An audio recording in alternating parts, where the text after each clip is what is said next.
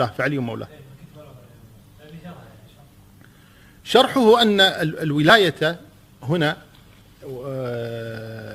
ولايتان، هناك الولاية بمعنى الحكم والولاية بمعنى المحبة والنصرة. قلت تشاهدنا، قلت صلينا، قلت حجوا حجينا، قلت زكوا زكينا، قلت صوموا صمنا، بس ما تجيب ابن عمك وتخليه مولى علينا، هاي منك لو من الله. غدير خم، الناس مطالبة ومتسماحنا وما حد يعرف حقيقة غدير خم. عند العودة من مكة للحضرة سيدنا النبي مع المصطفى أكثر من 120 صحابي جاءوا إلى غدير من ماء بين المدينة ومكة المكرمة، اسمه غدير خم على التسميات مع أهل الحجاز. فوقف عنده سيدنا النبي ونادى بالناس وتجمعوا، فجيء بسيدنا علي فرفع يده أمام الأشهاد وقال: من كنت مولاه فعلي مولاه. ابن عم النبي وسيدنا المصطفى وما ينطق عن الهوى، وهذا جاء أمر رباني.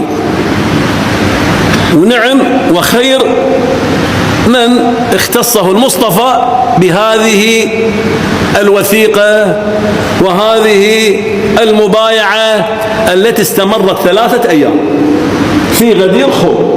تجيش يقول له سيدنا عمر، يقول له: يا علي، سيدنا عمر بعد هذه المبايعة: يا علي، لقد أصبحت مولاي ومولى كل مؤمن ومؤمنة.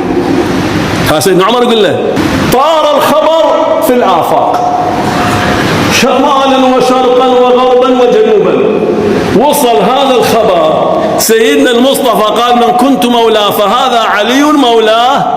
وصل لكل العرب أهل حساسية وأهل غيرة أهل شجاعة وأهل نحاسة يغارون. فجاء رجل اسمه الحارث ابن النعمان الفهري، امتطى دابته وجاء إلى النبي.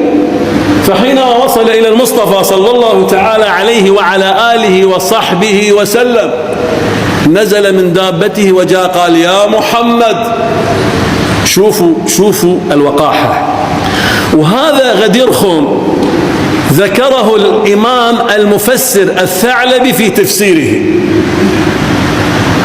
فجاء هذا الحارث بن النعمان يقول: سيدنا النبي يا محمد، بهالعبارة: جئتنا عن الله أن نقول لا إله إلا الله وأنك رسول الله، فقبلنا منك هذا. شوف بمانية، يقول: أنت جئتنا وقلت تقول لا إله إلا الله محمد رسول الله، كأنما أنت رفعت السيف على رقابنا، فقبلنا هذا منك. وقلت صلوا 5 صلوات فقبلنا هذا منك، وقلت زكوا فزكينا وقبلنا هذا منك، وقلت حجوا فحججنا وهذا منك قبلناه. شوف شلون يتأنف على النبي. إما ترفع بيدي أو بضبعي ابن عمك، أنت شايل إيد ابن عمك وترفع وتقول: من كنت مولاه فعلي مولاه، هذا الشيء من عندك، لو هذا من الله عز وجل. تيجي خاطب النبي. هذا من هو؟ الحارث بن النعمان الفهري. جمع ترى، قلت تشاهدنا، قلت صلينا، قلت حجوا حجينا، قلت زكوا زكينا، قلت صوموا صمنا، بس ما تجيب ابن عمك وتخليه مولى علينا، هاي منك لو من الله. فقال: والذي لا إله إلا هو، هي من الله. زعل الأفندي فذهب موليا مولولا: اللهم إن كان محمد يقول حقا فأنزل علينا حجارة من السماء. فما إن وصل دابته حتى قذفه الله تعالى بحجارة من السماء سقطت على يافوخه، خرجت من دبره مقتولا. فنزل قول الله تعالى: سأله سائل بعذاب واقع، إلى نهاية هذه السورة. هاي شنو هاي واقعة غدير خم. فسيدنا علي ولي على البعيد والقريب، وللمسلم وللشيعي وللسني وللكردي وللعربي ولكل إنسان مسلم. وعلي مو لأحد، علي الإنسانية أجمع.